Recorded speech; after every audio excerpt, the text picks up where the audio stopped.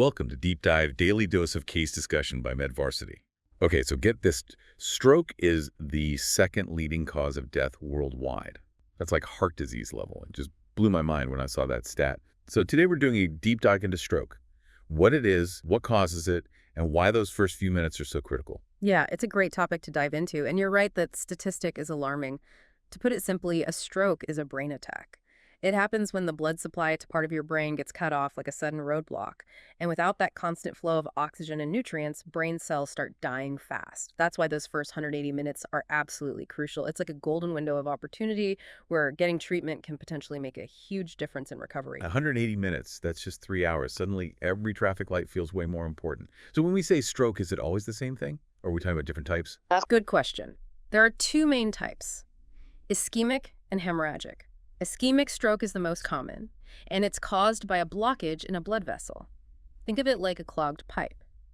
Hemorrhagic stroke, on the other hand, is like a burst pipe. It happens when a blood vessel in the brain ruptures and starts bleeding. Okay, so two very different problems with the same terrifying result. A part of the brain is starved for what it needs to survive. We talked about that global death rate. But what about the bigger picture? How many people are we talking about here? And what are the long-term effects? The numbers are pretty sobering. Globally, over 100 million people are living with the effects of stroke. And it's not just about mortality. Stroke is a leading cause of long-term disability. Imagine difficulty walking, talking, even thinking clearly. Those are some of the challenges stroke survivors might face. That's a huge number of people dealing with life-altering consequences. And it's not just something that happens to older folks, right? I've heard about younger people having strokes too. You're right. While stroke risk increases with age, it's absolutely not limited to older adults. In fact, there's a worrying trend of stroke affecting younger populations, especially in India. That is surprising. What's different about the situation in India?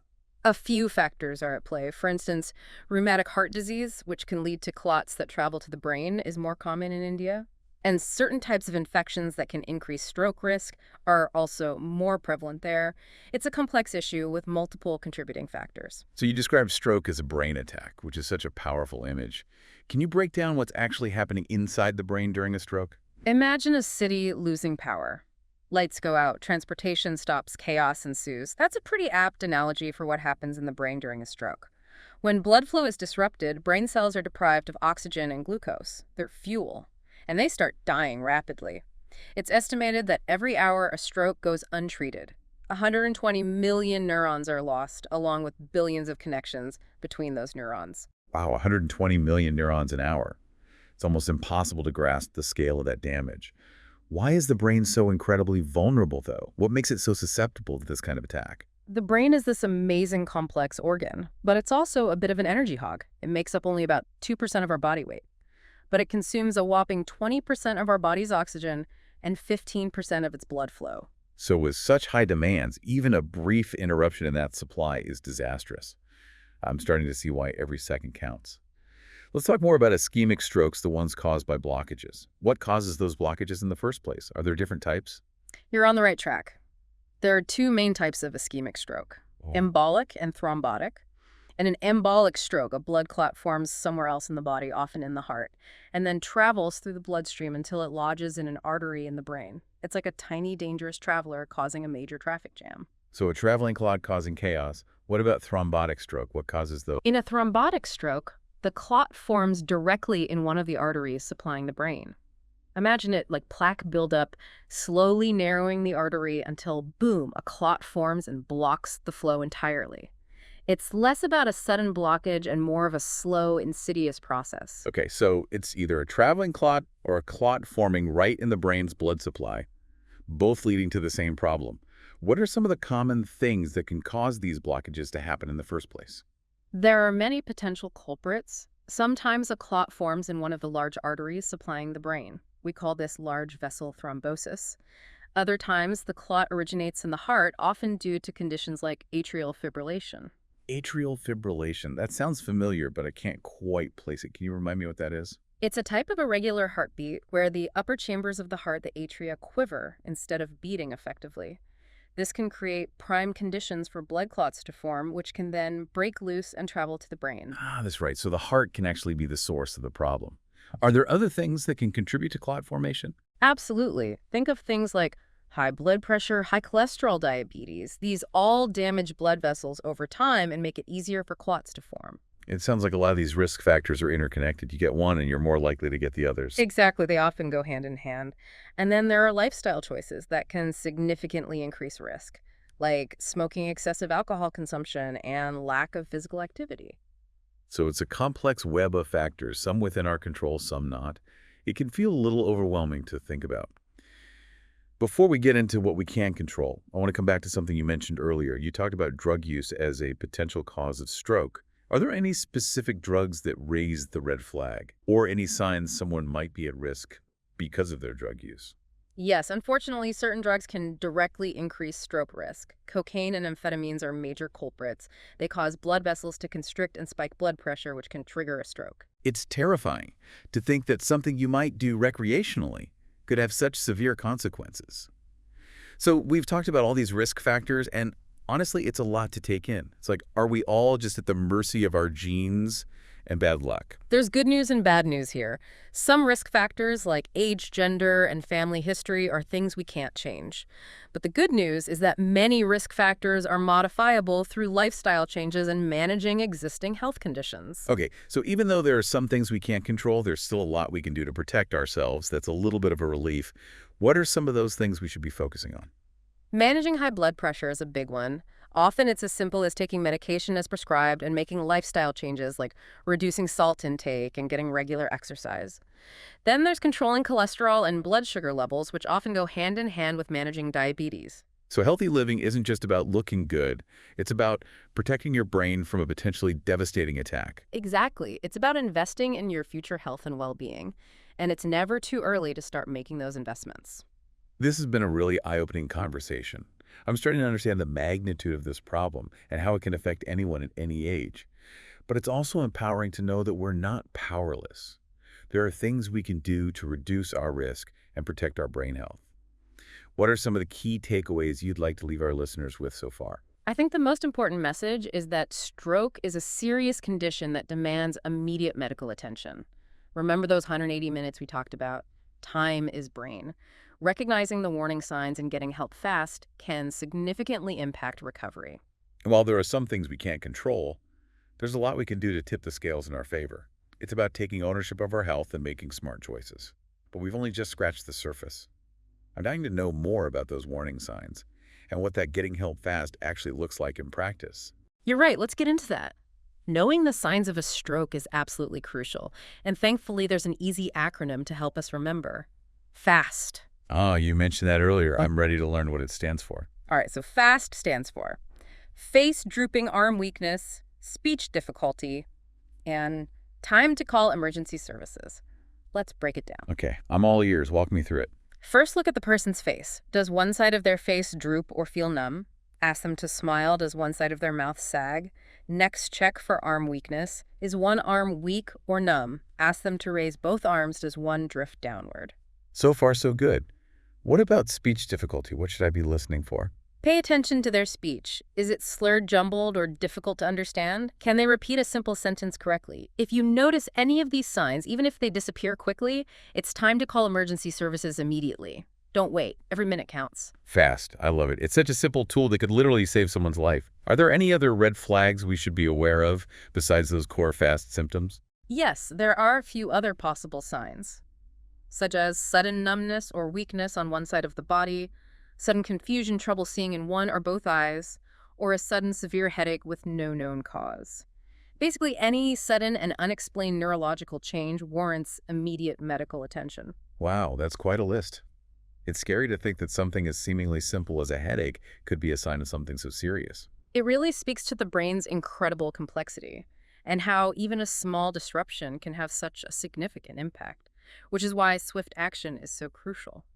You know, it's amazing to think about how far stroke treatment has come over the years.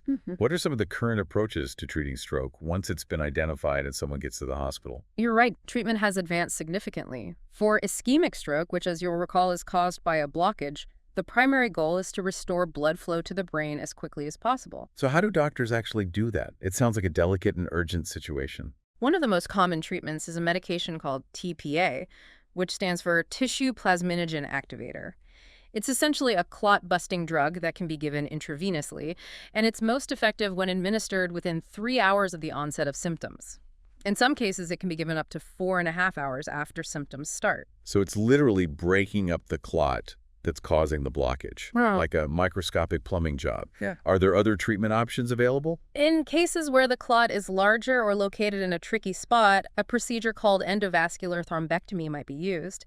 Imagine a tiny catheter being threaded through a blood vessel in the groin all the way up to the brain to physically remove the clot. Wow, that's incredible. It sounds like something out of a sci-fi movie. So depending on the specifics of the stroke, doctors have different tools in their arsenal to tackle the problem. What about hemorrhagic stroke? How is that treated given that it's a bleed rather than a blockage? Treating hemorrhagic stroke is all about controlling the bleeding and reducing pressure on the brain. This might involve medications to lower blood pressure, manage seizures, or reduce swelling. In some cases, surgery may be necessary to repair the ruptured blood vessel or relieve pressure on the brain. We've talked a lot about the medical aspects of stroke, but I think it's equally important to acknowledge the emotional and social impact it can have on individuals and their families. A stroke can be a life-altering event, and the road to recovery can be challenging, to say the least. So we ended last time talking about how stroke can really impact people's lives, not just physically, but emotionally and socially too. It's a lot to process for both survivors and their families. It really is. It can feel like their whole world has been turned upside down. Yeah. And there's so much to deal with, not just the physical challenges, but the emotional and practical ones, too. You mentioned support groups before. Are there other resources that can help survivors and families cope with these challenges? Absolutely. Counseling is a really valuable resource. It can help people work through all those complicated feelings that come up after a stroke, like fear, anxiety, grief, even anger sometimes. Having someone to talk to, a trained professional, can make a big difference. Yeah, it's so important to take care of mental and emotional health too. It's all part of the recovery process. You also mentioned respite care earlier. What exactly is that and how can it help? Respite care is a service that gives caregivers a break. It's temporary relief so they can recharge, take care of themselves. Knowing that their loved one is being looked after, it can help prevent burnout, which can be a real risk for caregivers. And when caregivers are doing well, it benefits everyone. That makes a lot of sense.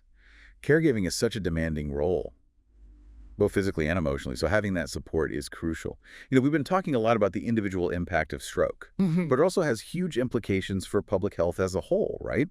What are some of the broader societal impacts of stroke? You're absolutely right. Stroke is a major public health issue worldwide. We talked about those numbers before. Right. Over 100 million people living with the effects of stroke globally. Yeah, that's a staggering number. And it's not just the human cost. The economic burden is enormous, too.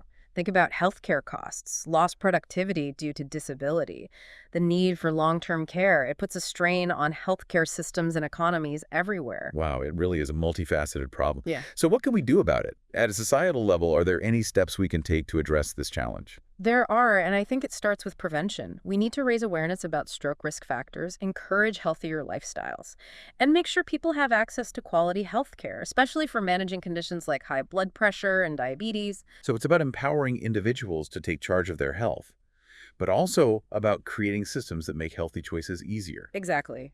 Prevention is key, but early intervention is just as important. We need to make sure everyone knows the signs of a stroke and what to do if they see those signs.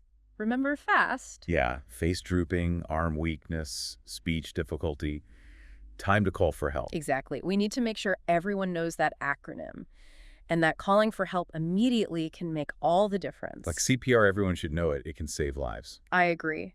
And we also need to invest in research to develop new treatments, better rehabilitation therapies, to understand the root causes of stroke better. It's about pushing the boundaries of what we know and what we can do. Right. And finally, we need to create supportive communities for survivors and their families, with access to rehabilitation services, support groups, counseling, and work to reduce the stigma surrounding stroke. It's about making sure survivors feel supported, not defined by their condition. This deep dive has been incredibly insightful. I've learned so much about the science, the impact, the complexities of stroke. One thing that's clear is that knowledge is power. Knowing the signs, getting help quickly, taking steps to prevent stroke in the first place. All of these things can make a huge difference. I agree completely. And remember, stroke recovery is a journey. It takes time and effort. But with support, perseverance, and belief in themselves, survivors can achieve amazing things. Thank you so much for joining us today. We hope you found this deep dive informative and empowering. Until next time, stay curious and stay healthy.